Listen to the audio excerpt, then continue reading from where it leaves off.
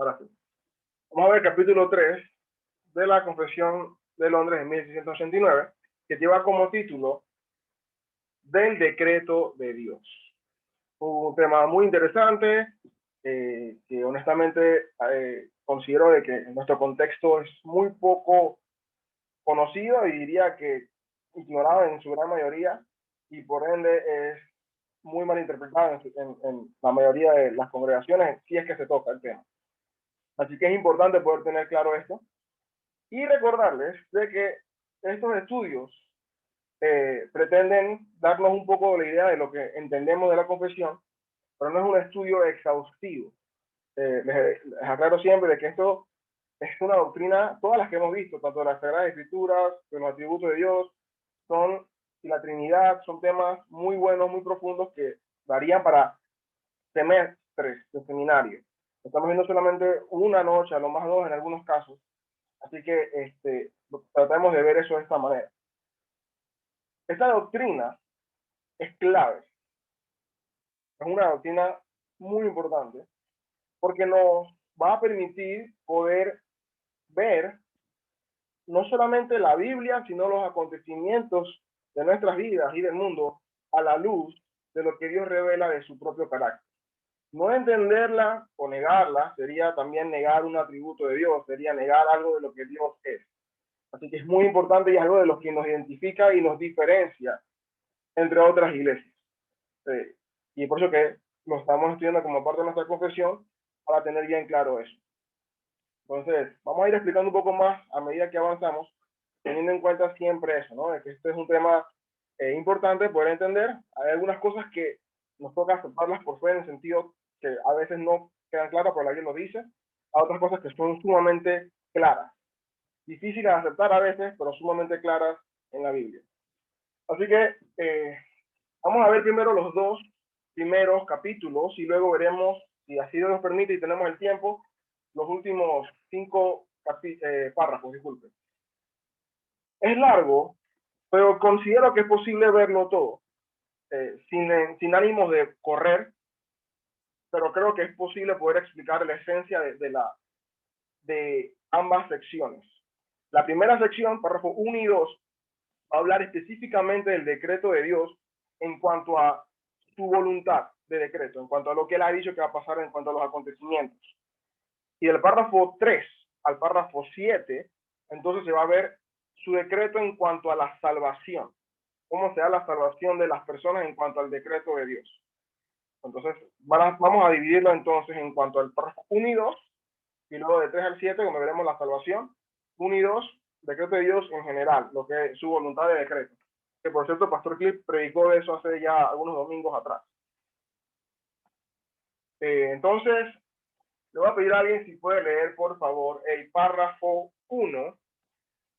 Y voy a compartir la pantalla. Un segundo. Yo lo puedo leer. Sí, déjame igual compartir por si acaso alguien no lo tiene, antes de que lea.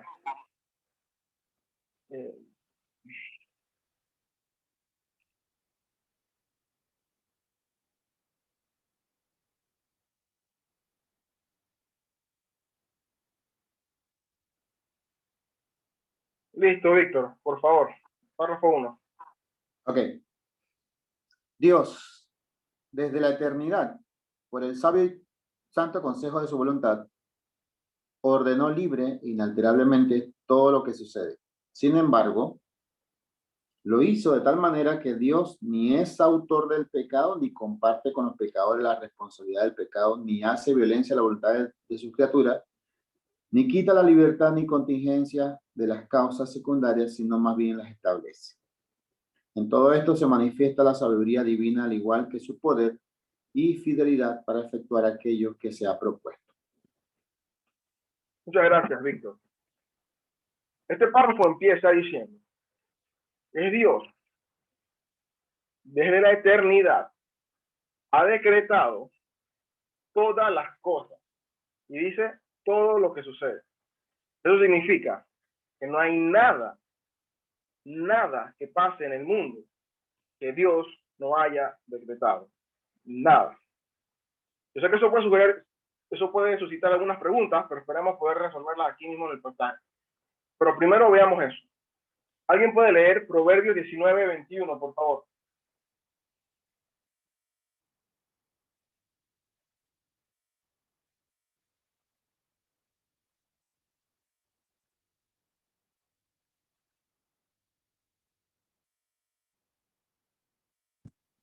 Proverbio 19:21.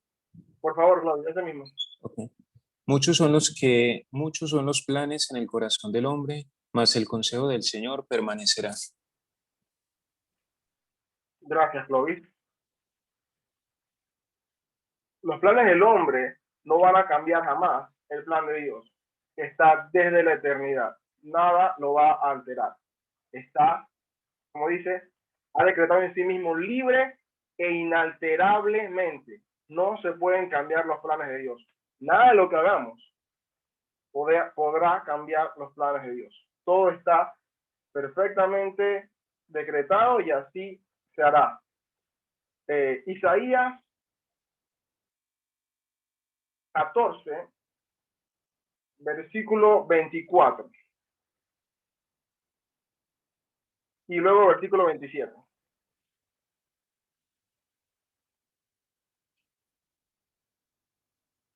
Dice, el Señor de los ejércitos celestiales hizo este juramento. Sucederá tal como yo lo tengo planeado, será tal como lo he decidido. Quebrantaré a los asirios, bueno, el 27. El Señor de los ejércitos celestiales ha hablado. ¿Quién podrá cambiar sus planes? Cuando levante su mano, ¿quién lo podrá detener? Gracias, Jan.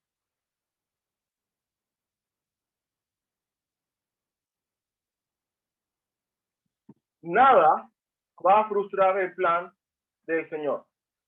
Tal como lo pensó, así se hará. Y dice, ¿quién podrá frustrarlo? Nadie. Es inalterable. El plan de Dios, nadie lo va a alterar. No se puede frustrar. En Daniel 4, versículo 34. ¿Alguien puede leerlo, por favor?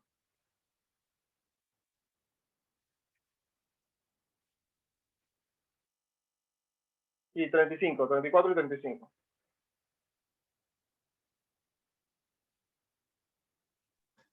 Dice, pero al fin de los días, yo, Nabucodonosor, alcé mis ojos al cielo y recobré mi razón y bendije al Altísimo y alabé y glorifiqué al que vive para siempre. Porque su dominio es un dominio eterno y su reino permanece de generación en generación.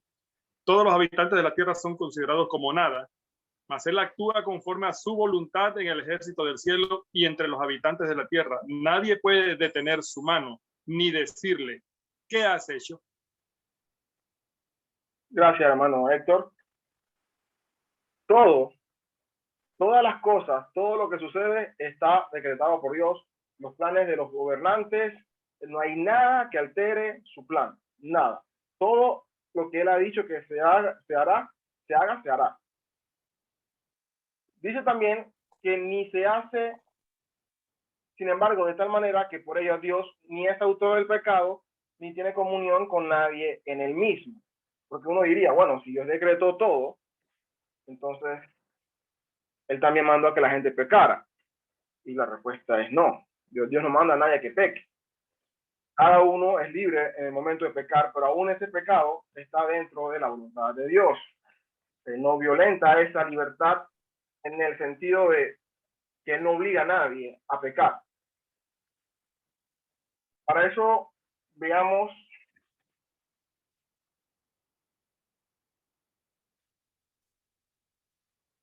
Génesis 50:20.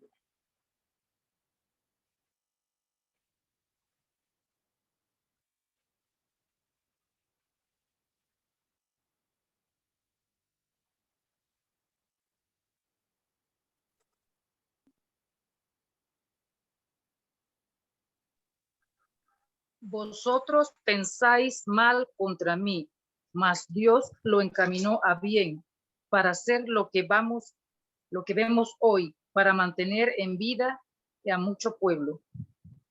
Gracias, hermana. ¿Alguien puede leer Hechos 2:23? Y alguien busque segundo libro de Samuel, capítulo 24, versículo 1.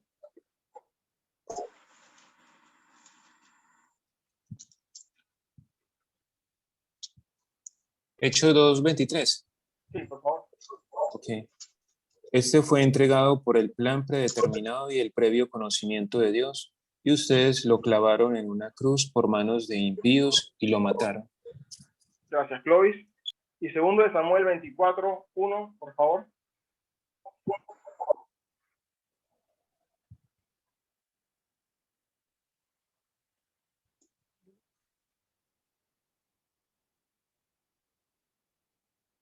Volvió a encenderse la ira de Jehová contra Israel e incitó a David contra ellos a que dijese: ve, haz un censo de Israel y de Judá. Gracias, hermana Luris. Ok. En el pasaje que leyó primero en Génesis, la situación de los hermanos de José. Dios no mandó a los hermanos de José a venderlo, pero esa situación estaba decretada de que iba a pasar. Él no los incitó, pero ellos lo hicieron libremente en su pecado. Dios usó eso para bien. No sorprendió a Dios el pecado de los hermanos de José. En Hechos 2, cuando Pedro estaba predicando a los judíos, él le dice: ustedes lo entregaron bajo el consejo del Señor. Es decir, ya eso estaba dicho que ustedes lo iban a hacer, pero era necesario que ustedes lo hicieran para cumplir la voluntad del Señor. Dios no incitó a ellos al pecado, eso surgió de ellos mismos, el pecado de ellos, de la misma manera como cuando en el pasaje que vimos de Isaías, está profetizando lo que va a hacer los reyes de Asiria y que van a venir y que van a conquistar y que van a creerse que son ellos. También se lo dice Jeremías, pero él no puso eso en ellos. Ellos ya tenían ese deseo en su corazón. Dios había decretado que iba a pasar y él usó eso para su beneficio. La clave de este párrafo es poder entender que nada escapa de la soberanía de Dios, del control de Dios.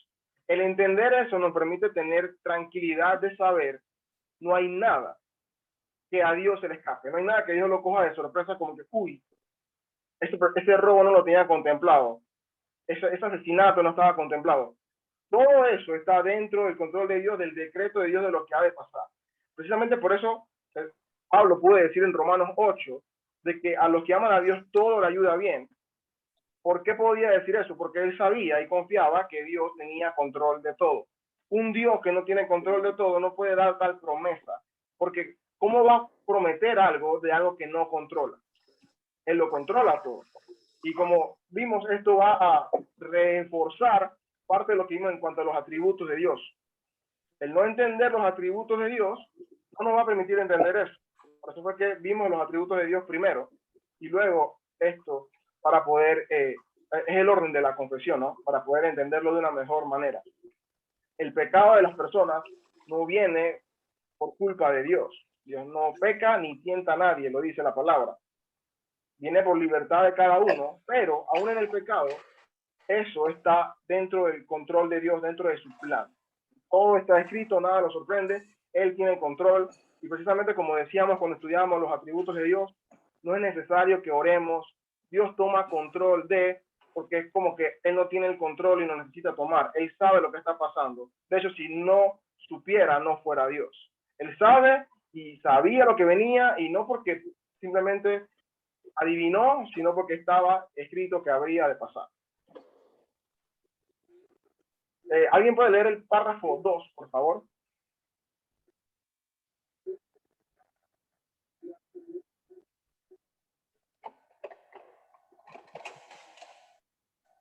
Amén, pastor. Aunque Dios sabe todo lo que pudiera o puede pasar en todas las condiciones que se puedan suponer, sin embargo, nada decretado porque lo previera como futuro o como aquello que había de suceder en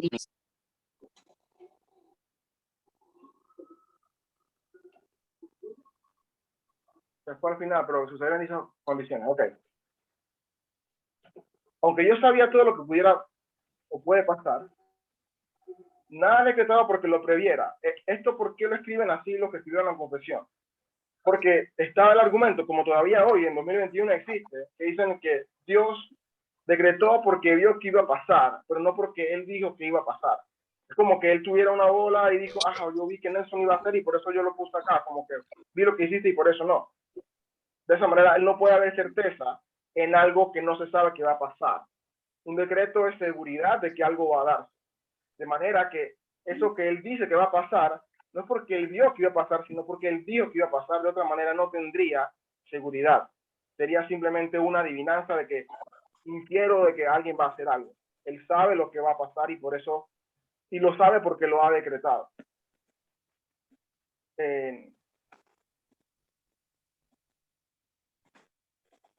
Aquí dice, si me lo ha decretado, porque podemos buscar para reforzar esta parte, Isaías 40, versículos 13 y 14.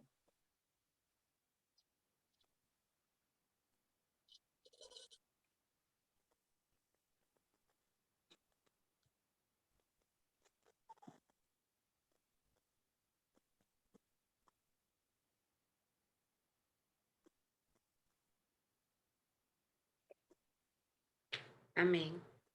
Dice, ¿quién guió al Espíritu del Señor o cómo consejero suyo le enseñó? ¿A quién pidió consejo y quién le dio entendimiento? ¿Quién lo instruyó en la senda de la justicia, le enseñó conocimiento y le mostró el camino de la inteligencia? Gracias, hermana Alcinia. Nadie le instruyó a él algo, no él estuvo previendo algo, él lo ha decretado todo. En Romanos 11 se reafirma también el hecho de que quien aconsejó al Espíritu del Señor, nadie. Él es el que ha dicho todo, de manera que podemos tener seguridad de que él sabe lo que va a pasar, no porque sea un adivino, sino porque él ha decretado lo que ha de suceder. Porque es importante saber esto, de que Dios ha decretado todo. Si Dios ha decretado todo y entendemos sus atributos, Dios tiene control, de manera que aunque lo que yo veo pareciese no tener orden, pareciese estar a la deriva, el hecho de saber esto me permite tener paz, me permite tener tranquilidad, de que yo sé que esto no está fuera de su control, de que no hay nada que esté sucediendo fuera de lo que Él ha querido que pase. No entender esto nos lleva a dudar de su deidad inclusive o de su poder, porque estaríamos diciendo de que Él no controla. Cuando decimos que algo Dios permite, inclusive ha habido esa doctrina de que la permisividad de Dios, de que a veces Dios permite cosas para que uno aprenda. Cuando se dice eso, eso suele ser más que todo en el sentido de que yo no quería que pasara, pero lo voy a dejar que pase. En ese sentido, jamás Dios permite algo. Dios permite todas las cosas que han de pasar, que Él ha decretado que pasen, pero no porque surgió algo de la nada y en terquedad, entonces, bueno, se me fue y ahí tal, te la dejé pasar a Nelson para que aprendas eso. Para nada. Él sabe lo que ha de suceder y Él permite todo lo que va a suceder que ha decretado que pase. No es que Él permite cosas porque se le fue y dejó pase por bola. Para nada. Él controla todo.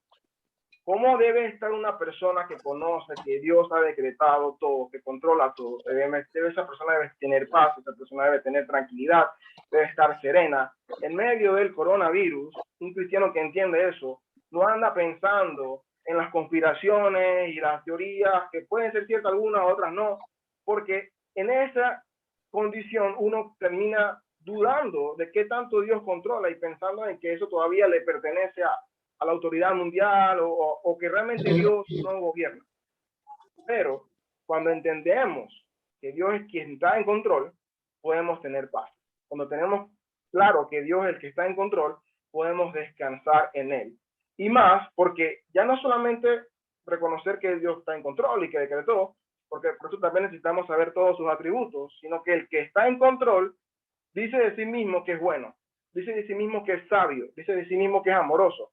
Entonces no es un tirano autoritario, como cualquier dictador que podamos imaginar que dice estar en control y no lo está, sino que quien está en control y que domina todo es la mejor persona que pudiese tener control del universo, porque va a buscar de hecho lo mejor. Entonces podemos descansar de que no es un Thanos o un Noriega que quiera hacernos daño o por el estilo, sino alguien que quiera hacer, que va a hacer lo bueno siempre y que es sabio y que nunca falla.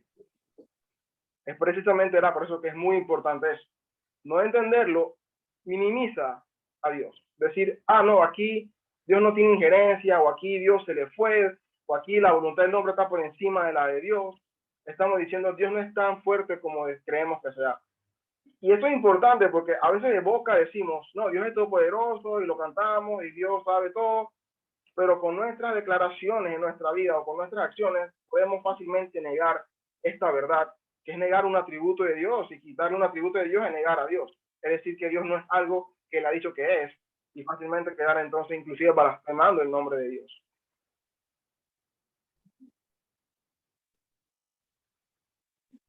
La siguiente sección, y tiene que ver un poco con las dos, vamos a hablar acerca de la salvación.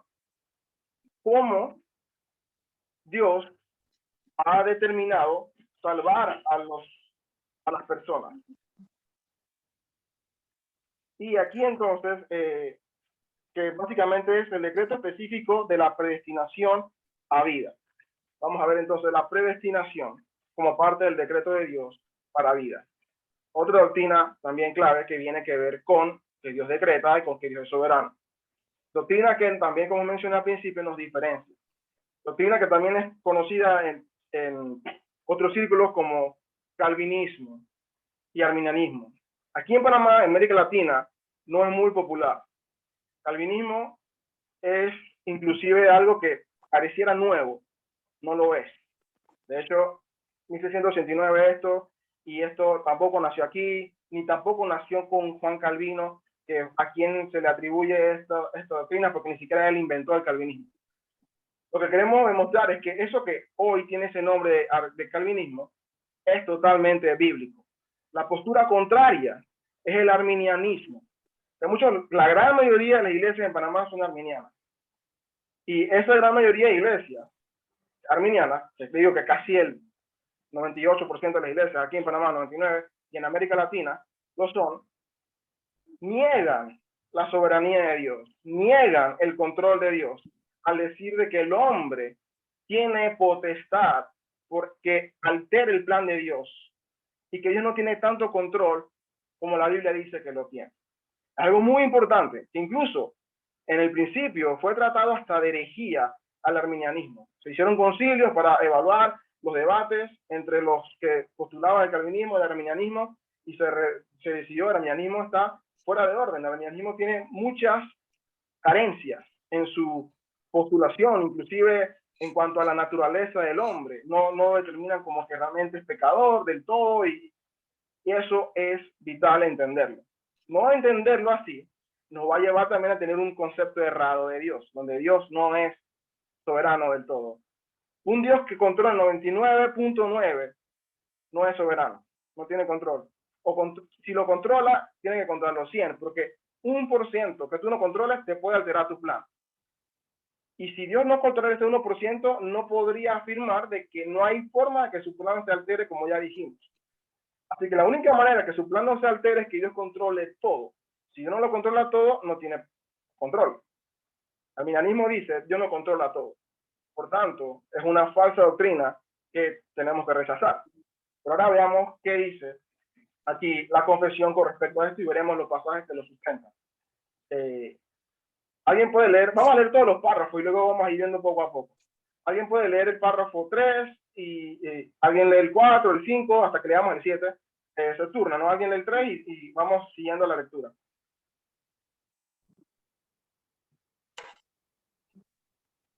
Yo leo el 3. Por el decreto de Dios, para la manifestación de su gloria, algunos hombres y ángeles son predestinados o preordenados a vida eterna por medio de Jesucristo, para alabanza de la gloria de su gracia, A otros se les deja actuar en su pecado para su justa condenación, para alabanza de la gloria de Jesucristo, de su justicia, perdón.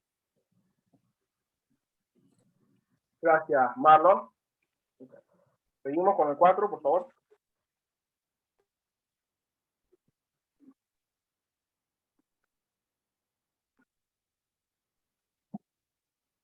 Estos ángeles y hombres así predestinados y preordenados están designados particular e inalterablemente, y su número es tan cierto y definido que no se puede aumentar ni disminuir. Gracias, hermana. El 5, por favor.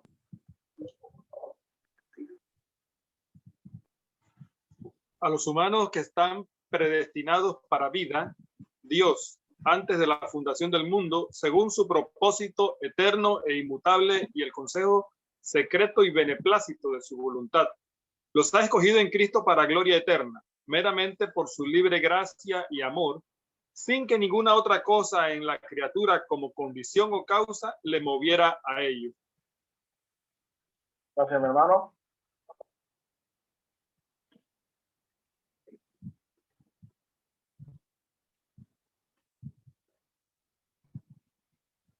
El párrafo 6.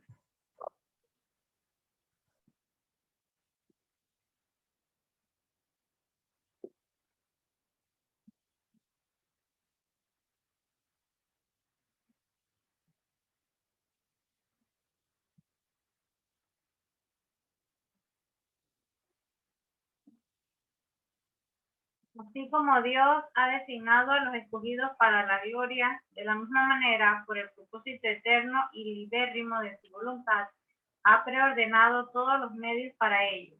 Por lo tanto, los que son escogidos, habiendo caído en Adán, son redimidos por Cristo, eficazmente llamados a la fe en Cristo por su Espíritu obrando a su debido tiempo, son justificados, adoptados, santificados y guardados por su poder, mediante la fe para salvación. Nadie más es redimido por Cristo o eficazmente llamado, justificado, adoptado, santificado y salvado, sino solamente los escogidos.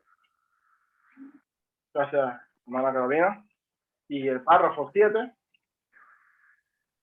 La doctrina del profundo misterio de la predestinación debe tratarse con especial prudencia y cuidado, para que los hombres, al ocuparse de la voluntad de Dios revelada en su palabra y al obedecerla, puedan, por la certidumbre de su llamamiento eficaz, estar seguros de su elección eterna. De este modo, esta doctrina proporcionará motivo de alabanza, reverencia y admiración a Dios y de humildad, diligencia y abundante consuelo a todos los que sinceramente obedecen al Evangelio. Gracias, hermano.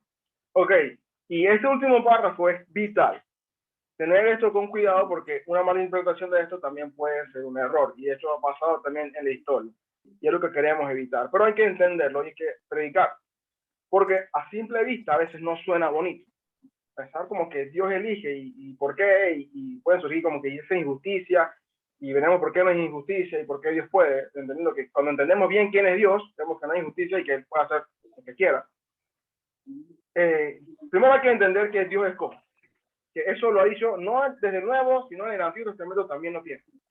¿Podemos alguien leer Amós 3:2, por favor? Amós 3:2.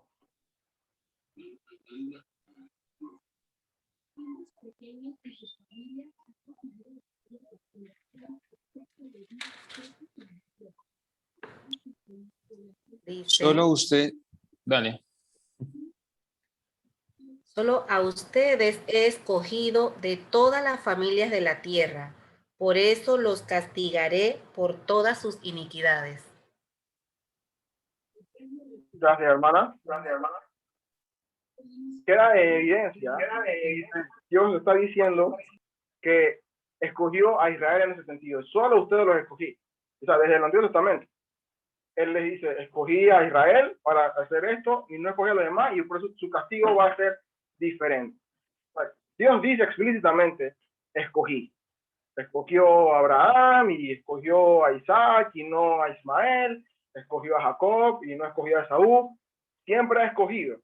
Nunca ha sido algo que ha hecho con todo el mundo. Escogió a Noé por pura gracia, que también veremos un poco acerca de cómo es eso. Y queda muy claro que Dios escoge, y se ve también en otros pasajes. Podamos ver un momento Judas, versículo 4. Judas, versículo 4.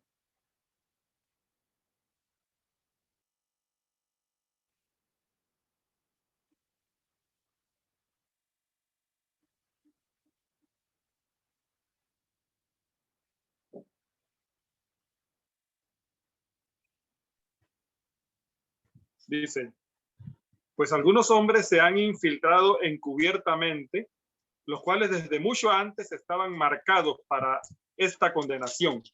Impíos que convierten la gracia de nuestro Dios en libertinaje y niegan a nuestro único soberano y Señor Jesucristo. Pasajes que hablan de la reprobación hablan, claro, de que entonces hay una elección. Podemos ver Romanos 9, que es el pasaje cumbre de la elección, que es más fácil explica. Pero veremos solamente un pedazo. Romanos 9, y veremos específicamente, veamos del 6 y hasta el 14, hasta el 15 por ahora. Hasta el 16. Pero en realidad podemos ver más.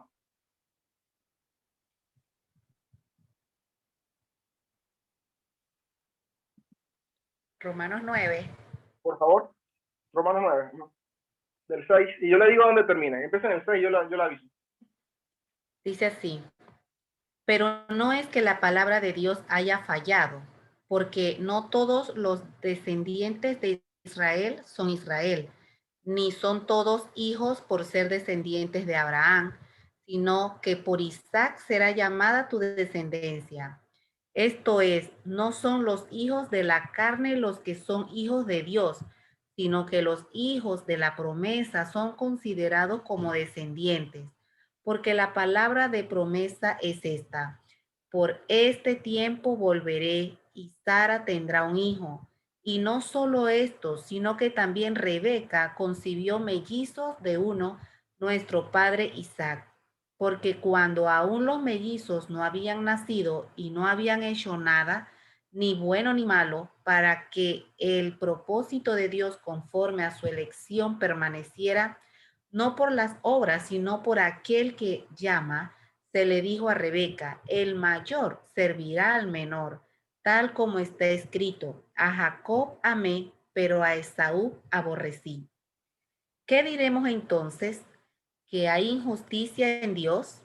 De ningún modo, porque él dice a Moisés, tendré misericordia del que yo tenga misericordia y tendré compasión del que yo tenga compasión.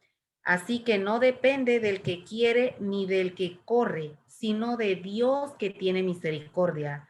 Porque la Escritura dice a Faraón, para esto mismo te he levantado, para demostrar mi poder en ti y para que mi nombre sea proclamado por toda la tierra. Así que Dios tiene misericordia del que quiere y al que quiere endurece. Me dirás entonces, ¿por qué pues todavía reprocha a Dios? ¿Por qué? ¿Quién resiste a su voluntad? Al contrario, ¿quién eres tú, oh hombre, que le contestas a Dios? ¿Dirá acaso el objeto modelado al que lo modela, ¿por qué me hiciste así? ¿O no tiene el alfarero derecho sobre el barro a hacer de la misma masa un vaso para uso honorable y otro para uso ordinario?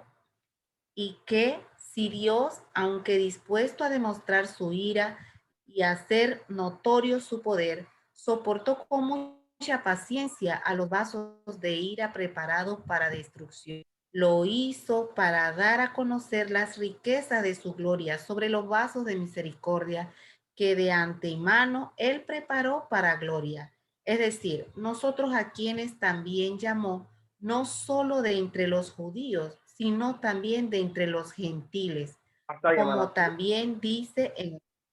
Ahí, perfecto. Ajá. Muchas gracias. Nelson, Sí, eso está Ariel. serio, eso está serio. Ese tema está bastante, ¿cómo te digo?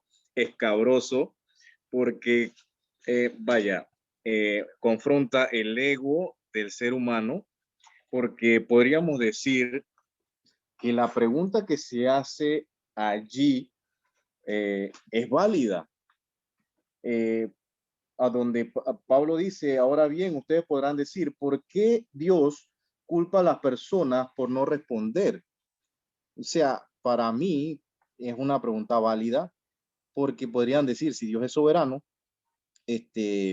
¿por qué nos reprocha, en otras palabras, pues, por qué nos reprocha que si hacemos o no hacemos, igual se va a ejecutar lo que en su decreto, en su consejo, él ha concebido que se haga? Difícil. Es la diatriba eterna entre la soberanía de Dios y la responsabilidad del hombre, que todavía no nos cabe en la cabeza. Correcto. Y yo creo que en lo que estemos en este lado de la eternidad no la vamos a entender jamás a cabalidad. Las dos son ciertas y ha habido un error en la historia cuando algunos quieren minimizar la responsabilidad del hombre o maximizar la soberanía de Dios al punto de minimizar la responsabilidad del hombre, que terminan yendo a extremos. La clave está en verlas como dos líneas paralelas que corren al mismo nivel y que en algún momento vamos a poder ver cómo se entienden en el futuro, pero cuando llegue Cristo, pero mientras hay que ver ambas y entender lo que la palabra me dice como cierto, ¿no? Por eso que uno de los primeros capítulos fue de las Sagradas Escrituras, entenderlas, que son infalibles, que son la verdad y que lo que dice la Biblia es cierto. Que es nuestra fuente de norma y justicia. Entonces, yo creo que este pasaje es uno de los más claros en cuanto a cómo Dios dice explícitamente, escogía a Jacob, a Esaú no, escogía a Isaac, a Ismael no, y cuando Pablo pregunta por si alguno llegara a preguntarse mientras leía eso, ¿hay injusticia en Dios? En ningún modo, porque él tendrá misericordia de quien tenga misericordia, entendiendo el punto de que nadie merece, porque es misericordia, porque nadie tiene algún mérito para merecer la salvación. Si alguien tuviera un mérito, no sería misericordia, sería justicia. Tú hiciste, recibe lo que mereces. Pero lo que Dios está haciendo es misericordia para algunos, para recibir justicia en Cristo, y para otros, justicia en sus propias acciones, de su pecado y por ende la muerte. Entonces, importante entender entonces cómo Dios ha determinado eso. Vamos a ver un momento Efesios 1.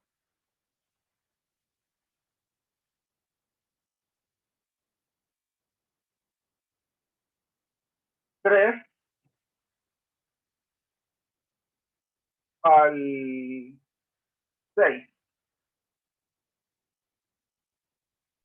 Dale, yo mismo leo. 3 me dijiste, toda la alabanza sea para Dios, el Padre de nuestro Señor Jesucristo, quien nos ha bendecido. ¿Perdón? Disculpa, me equivoqué yo. Está bien. Tenía que pasar claro acá, pero vas bien. No, ¿es Efesios 1? Sí, o yo Efesios 3. era que te dije el pasaje correcto, pero estaba leyendo uno que no era acá. Por eso es que me equivoqué, pero es el pasaje que te dije. Vas bien. Pero entonces yo estaba leyendo Efesios 1:1, voy a Efesios 3. No. Yo te dije el pasaje bien, pero yo lo que leí acá tenía el pasaje equivocado en mi lectura. Y Listo, perfecto. Efesios 1, del 3 al 6. Iba bien. Ahora, listo. Dice, toda la alabanza sea para Dios, el Padre de nuestro Señor Jesucristo, quien nos ha bendecido con todas las bendiciones espirituales en los lugares celestiales, porque estamos unidos a Cristo. Incluso antes de haber hecho el mundo, Dios nos amó y nos eligió en Cristo para que seamos santos e intachables a sus ojos. Dios decidió de antemano adoptarnos como miembros de su familia al acercarnos a sí mismo por medio de Jesucristo. Eso es precisamente lo que Él quiere hacer y le dio gran gusto hacerlo. De manera que alabamos a Dios por la abundante gracia que derramó sobre nosotros, lo que pertenecemos a su Hijo amado. Gloria a Dios por eso. Amén. Gracias, Javier. Esto es para reforzar también la parte que se leyó en la confesión de que su número no es inalterable. Nos escogió desde antes de la fundación del mundo. Es decir, todos los que han de ser salvos ya estaban escritos que iban a ser salvos. Y eso también nos ayuda a poder inclusive tener teología correcta hasta en las canciones. Hay una canción, que no, yo creo que no es muy popular, pero bueno, algunos tal vez se la sepan, que dice, hay un nombre nuevo en la gloria, mío es y mío es. No hay nombres nuevos en la gloria. Todos los nombres ya están escritos desde antes de la fundación del mundo. De manera que decir que hay un nombre nuevo es decir como que los nombres se siguen escribiendo. Los nombres en el libro de la vida no se escriben a medida que pasa la historia, porque ellos están fuera del tiempo. Los nombres en el libro de la vida ya están escritos desde antes de la fundación del mundo. Hay alegría en los cielos cuando un pecador se arrepiente, pero es porque se está cumpliendo la voluntad del Padre. Y esa alegría viene no de un hombre nuevo, sino más bien del check. Llegó Abiel a la fe, tenía que llegar, nos gozamos. Llegó Marlon, check, nos gozamos. Llegó hermano Osvaldo, check, nos gozamos. Pero no es que escribimos el nombre nuevo. Los nombres ya están escritos y son inalterables. Ese número es perfecto y eso es lo que se refiere a Apocalipsis, que no vamos a meternos allá todavía, pero cuando que ponen números redondos, es decir, es un número perfecto que no se le suba ni resta, es perfecto, inalterable. Entonces, Nelson, disculpa, el problema seríamos nosotros que no manejamos los conceptos y hasta se podría decir que la falta de conocimiento es lo que se nos hace difícil entender todo este engranaje que leyéndolo a priori así, pues se nos dificulta. Obviamente también incluyendo al ego ahí metido de cada uno de nosotros que siempre va a ser como mella, ¿verdad? A la hora de darle todo al Señor sin tener ningún tipo de injerencia. Creo que ahí es donde el arminianismo también alza la mano, creo yo. Es totalmente correcto lo que mencionas, Javier, totalmente correcto. Normalmente cuando decimos esto, y bueno, para dar un poquito más de contexto de por qué a nosotros en América Latina se nos hace más difícil aún. En Inglaterra, cuando llega el momento del evangelio allá y cuando en los países europeos llega la reforma protestante, lo que predominó fue este pensamiento. En Estados Unidos predominó este pensamiento. América Latina lamentablemente no llegó lo que era menos popular, el evangelio distorsionado. Y entonces básicamente nos vacunaron contra lo bueno. Entonces aquí comenzamos a creer todas las cosas a medias. Y eso ha sido también lo que ha hecho más difícil, que en nuestro contexto latinoamericano todavía eso es lo que se predomina. Aparte de lo que ya mencionaste, de que entonces también se lucha con el ego, de querer decir, pero ¿cómo no va a ser posible que Dios tenga injerencia en esto? Y a medida de, a forma de anécdota, comento que en una ocasión en el trabajo, estaba conversando con un compañero que pertenece a una iglesia, esa es una iglesia de corte arminiano, pentecostal, y estábamos tocando este tema. Y yo le saqué varios textos. Esto fue como en febrero, que conversamos, me acuerdo. Como en agosto, me encuentro de nuevo con él. Y me dice, no, revisé todos los textos que tenía, que me diste. Y me puse a buscar más para ver cómo podía contradecir lo que dijiste. Y no pude. Me di cuenta que tienes razón. Y yo dije, wow, perfecto, entonces ya lo entendiste. Pero dice, pero no lo puedo creer. ¿Por qué no? Pues él decide no creerlo. Ya ni siquiera porque tenga base bíblica, simplemente porque en su mente él quiere todavía creer de que él tiene injerencia, de que él tiene la potestad para decir algo. Y es triste porque ya está diciendo, aunque no lo vea en la Biblia, yo no me imagino a ese Dios. Y digamos lo peligroso de hacernos un Dios a nuestra imagen, que lo veíamos en Jueces 17, que quedamos entonces teniendo un ídolo con el nombre de Dios, pero es un ídolo porque no es Dios. Porque si adoramos a Dios, pero no adoramos a un Dios que es soberano y no es el Dios que controla todo, sino es el Dios que se menciona en la Biblia, no estamos adorando a Dios. Y si no estamos adorando a Dios, entonces estamos adorando a un ídolo. Y ese es el peligro de no conocer a Dios, de que podemos caer en idolatría muy fácil. Y quedamos básicamente entonces a veces idolatrándonos a nosotros mismos, pues idolatrando una imagen de Dios que es la que se acomoda a lo que me gusta y no a lo que Dios dice que es. Algo importante de esto, y se menciona en el capítulo 7, en el párrafo 7, de manejarlo con cuidado, es recordar de que esto no es, que Dios no eligió porque hicimos algo bueno. El mismo Romanos 9 dice, no habían hecho ni bueno ni malo, para que el propósito de su elección no se viera alterado. De manera que el que ha sido elegido no tiene nada de qué jactarse. Nada. Porque no hicimos nada para jactarnos. Nosotros, lo único que hicimos para nuestra salvación es pecar y que fuera necesario que nos salváramos. Pero de ahí para adelante, nada. En Efesios 2 se dice inclusive cómo es la fe, un don de Dios para que creamos, y que Él nos llamó en Efesios 1. Entonces es Dios quien hace todo. Él nos regenera, Él nos llama, Él nos elige, nos regenera, nos llama, nos justifica, nos santifica y luego nos glorificará cuando venga el día postrero. Entonces Él hace todo. Es solo a Dios la gloria. Los reformadores lo entendieron cuando llegó eso, porque luchaban con el catolicismo. El catolicismo romano decía es fe más obras. Y entonces básicamente hoy ya no es catolicismo, porque es precisamente por eso que muchos alegan de la necesidad de una reforma en la iglesia protestante de hoy en día, porque han agregado entonces, es fe más obras, tú tienes que hacer y no controla Dios todo, te toca a ti, es tu decisión. Entonces surge el cuestionamiento, entonces, ¿por qué predicar? Bueno, tenemos que predicar porque Dios nos manda que prediquemos y porque Él determinó que el medio de salvación es a través del Evangelio y nos manda a predicar. Y es el medio que Él diseñó para que sus escogidos, al escuchar el mensaje, sean salvos. Entonces, eso es vital. Cuando Pablo llega no tengo este pasaje aquí, no lo tenía apuntado para esto, pero hablando, me acordé de él, en Hechos, a un lugar donde estaba unas personas que vendían púrpura y todas estas personas ahí dice, creyeron todos los que habían sido ordenados para vida eterna. ¿Quiénes creyeron? Los que habían sido ordenados para vida eterna. ¿Cuándo fueron ordenados? Eso nos dice antes de la fundación del mundo. Entonces, todo va alineado a la parte de que Dios decreta. Y eso nos da tranquilidad. Si Dios no decretara, nadie se salvara. Es la parte que a veces nos hace difícil entenderlo. Porque yo quisiera elegir, ¿no? Si tú quisieras elegir, tú no lo eliges.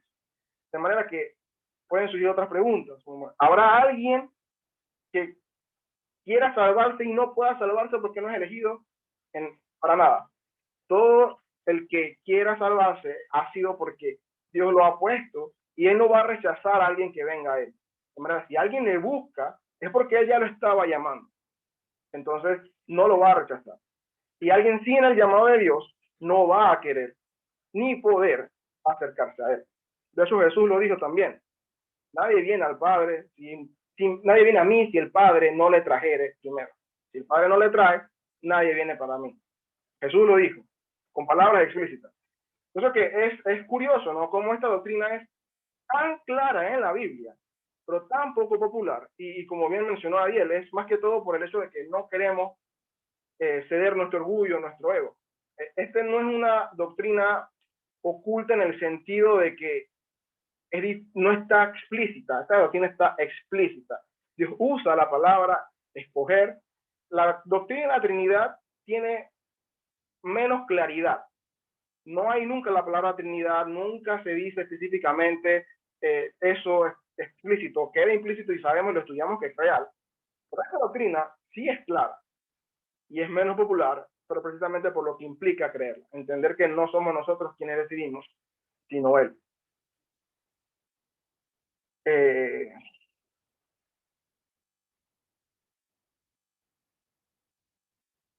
Es más, tú disculpa, pero es que este tema me fascina. Adelante, adelante. Es más, todavía para rebatir aún más, se habla de presciencia. ¿Has escuchado el término, supongo, no? Sí. Que es que Dios vio en el futuro, creo que así es más o menos que reza eso, de que Él vio de quién se iba a negar y quién lo iba a aceptar. Entonces, de todas maneras recae en el hombre. Esto es increíble. Correcto. Y de hecho, eso sería decir que si Él vio algo que iba a pasar y la Biblia dice que todo lo que va a pasar Él lo dijo, entonces al final ese argumento termina disparándose en el pie ellos mismos, porque si Dios lo dijo porque vio que iba a pasar y la Biblia dice que todo lo que va a pasar Él lo determinó, entonces al final Él también determinó eso. O sea que no hay manera de darle la vuelta a que Dios decretó todo, incluyendo eso. ¿Cómo saber si somos elegidos? Bueno, vamos a ver entonces la santificación, el proceso del fruto del Espíritu Santo en nuestra vida. Es imposible que alguien pueda mostrar la gracia que Dios nos pide que tengamos, el amor que Dios nos pide que tengamos, sin que seamos salvos. Es imposible. Nadie puede amar a sus enemigos porque es muy bueno. Nadie bendice al que le maldice. Nadie procura sacrificarse por el beneficio de otro, como dice 1 Corintios 13. Entonces, eso de sentir dolor por nuestro pecado, de preocuparnos cada vez que fallamos, es indicio de que hemos sido elegidos, si hemos creído, si hemos hecho estas cosas. Y es importante ver eso también, de que no es solamente por lo que haya dicho en algún momento, sino por cómo se ve eso en mi vida. Y no es que también para otro, que, ok, ya Dios me eligió y hace lo que me dé la gana. No hay nada que cambie el propósito de Dios, pero si Dios me escogió, no es que yo voy a hacer lo que me dé la gana. Y si Dios me escogió, entonces puso su Espíritu Santo en mí, eso significa que yo debo crecer en santidad. Así que alguien que piense de que si que es salvo y que porque es salvo puede hacer lo que le dé la gana, pecar libremente, sin consecuencia, esa persona no está demostrando el fruto del Espíritu Santo. Así que es muy probable, a pesar de que pueda haber hecho oración, puede haberse bautizado, puede ir a la iglesia, puede hasta ser pastor, dedicar, que no sea salvo, si no tiene ese fruto. La prueba de nuestra salvación no es que hicimos una oración o que nos bautizamos. La prueba de nuestra salvación es que veamos el fruto de nuestra vida. Muchas personas han hecho oración de fe que están en el infierno hoy. Muchas personas pasaron al frente en un altar pensando que eran salvos y que están en el infierno hoy. No es eso el estándar para saber que hemos sido salvos, sino ver nuestra vida, de cómo Dios va obrando en nosotros. Cada día poder evaluarnos, y por eso el apóstol Juan nos manda a evaluarnos. En primera carta de Juan, Pablo nos manda a evaluarnos, a revisar, a probarnos, porque él sabe que necesitamos ir probando y no darnos por sentados, sabiendo de que Dios cumple su palabra, pero necesitamos ir creciendo en santidad.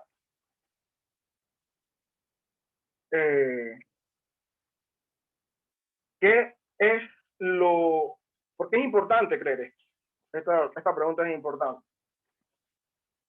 Si yo no creo esto, si yo no entiendo que Dios eligió, yo estoy diciendo de que yo puedo alterar el plan de Dios y que Dios no es tan poderoso. El Dios que presenta el arminianismo es un Dios pequeño. Es un Dios que quiere que todos se salven, pero que no puede hacer nada para que se salven. Es Jesús que murió en la cruz para que algunos se salvaran, pero él no puede hacer nada para eso. Jesús le dice en Hebreos que cuando murió, él vio el fruto por delante y eso le dio gozo. Él sabía que eso iba a cumplirse, porque dependía de él. De hecho, el pacto de Dios siempre ha dependido de él, por completo. Cuando hizo pacto con Abraham, dice, yo pacto conmigo mismo, tú eres beneficiario, pero el pacto lo hago yo me encargo de cumplirlo, si no, no se puede. Pacto con Jacob, dice, yo lo hago. Pacto con Isaac, yo lo hago. Entonces, siempre ha sido Dios el autor principal, nunca el hombre. De manera que podemos descansar sabiendo de que Él tiene control. Y eso nos permite también descansar en Él. Por eso cuando nosotros predicamos el Evangelio, oramos, porque reconocemos que es Dios quien tiene que tener nuestra misericordia. Si yo no creyera que Dios controla, yo no necesito orar, es la persona la que tiene que tomar la decisión, si no, ¿para qué oro? Si yo creo que en verdad es la persona la que decide, si es la persona la que decide, no tengo nada que orar a Dios. Si yo oro, estoy reconociendo inconscientemente que es Dios quien tiene que moverle el corazón a la persona para creer. Porque muchas veces los que creen que uno elige, oran igual para eso. Y yo digo, te contradices cuando oras por eso, porque en tu mente tú dices que es la persona la que elige. Si es la persona la que elige, orar a la persona, convence a la persona. ¿Y qué resulta eso? Una sobrecarga en creer que somos nosotros los que hacemos la obra. Y comenzamos con medios y técnicas de que háblale de esto y nos volvemos vendedores del Evangelio. ¿Cómo conseguir el sí al presentar el Evangelio? Nosotros no estamos encargados de presentar el Evangelio como venta y que la gente diga sí. Dios nos manda a predicar, a hacer discípulos, no a salvar. La Biblia dice, y por eso es que es importante conocer a Dios, que la obra de salvación es de Dios. Dios salva. Jonás dijo, entendí que la salvación es del Señor. Dios salva. Así que cuando nosotros entendemos que Dios salva, ¿nosotros qué hacemos? Nosotros predicamos.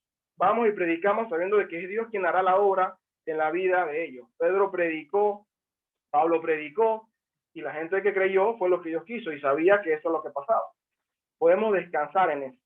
Seguimos orando por nuestros familiares, seguimos orando por los conocidos y amigos que teníamos que no han creído, pero ahora descansamos en que Dios tiene control y Dios puede hacer la obra. Y ya yo no soy el que me esfuerzo como el que va a hacer el cambio, porque yo no puedo hacer el cambio y lo único que va a traer es frustración.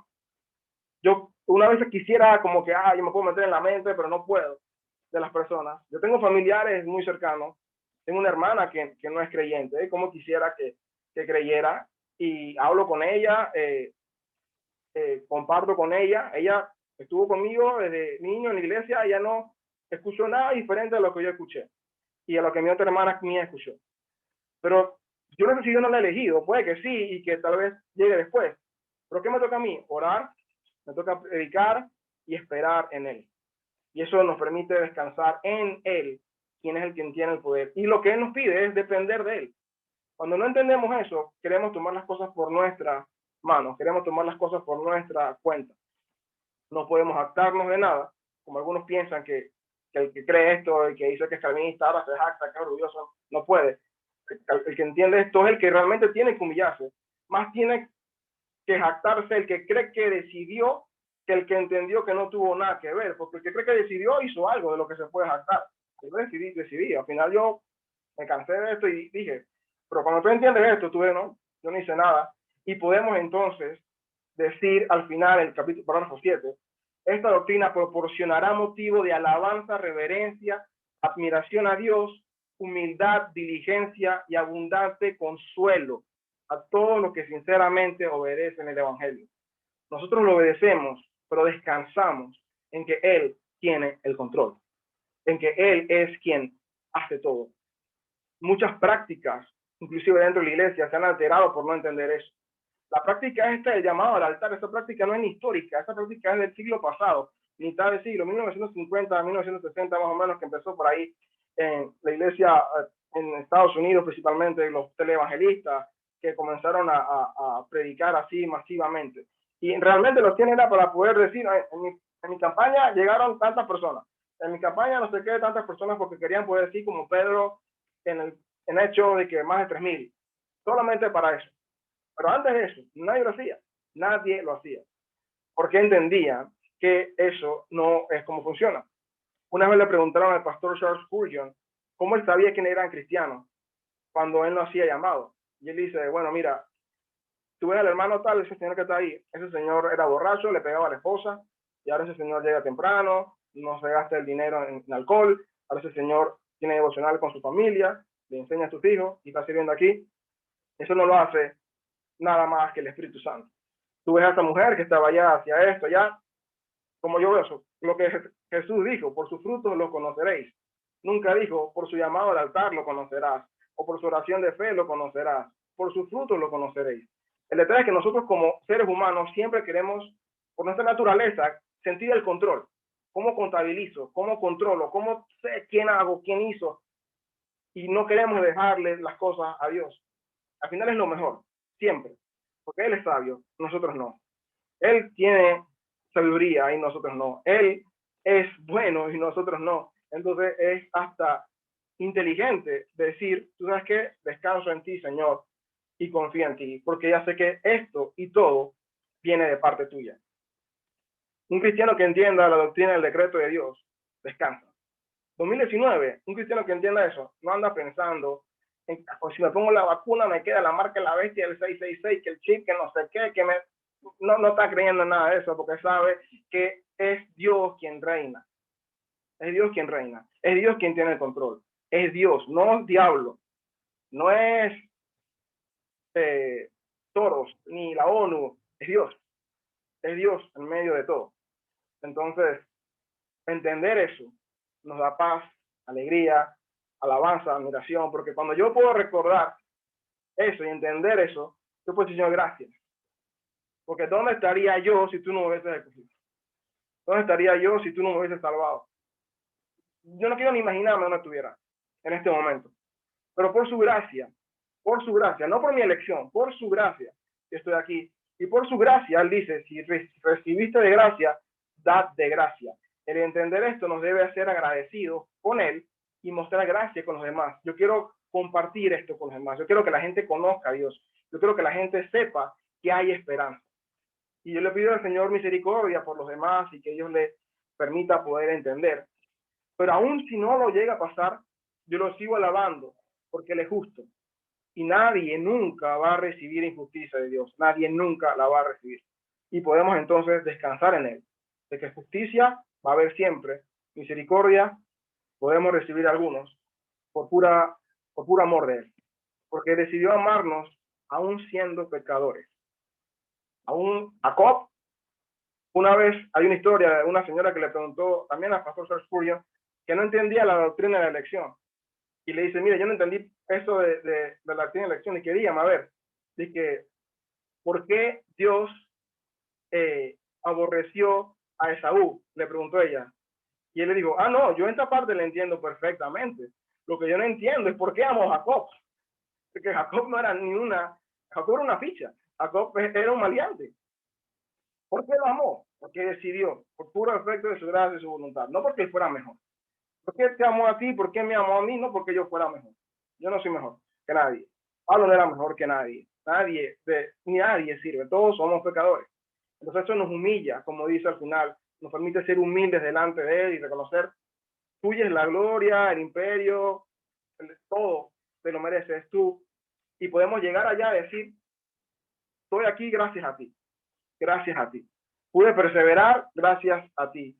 Pude conocerte gracias a ti. Y pude ser salvo gracias al sacrificio de Cristo. Gracias a Él. Todo es gracias a Él. Y saber de que Él tiene el control de todo me permite también descansar en medio de la historia.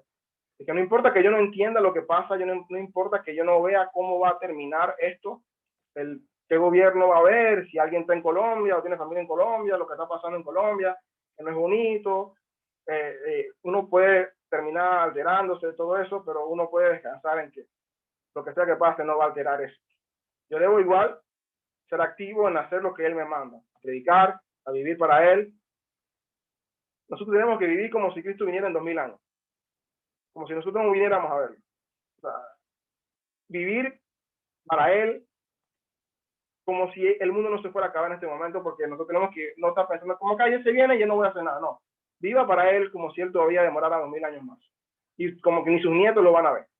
Viva confiando en el Señor de que Él va a cumplir su palabra y que Él lo va a hacer siempre lo mejor. Entonces, no sé si tienen, déjame parar aquí, si tienen comentarios o preguntas.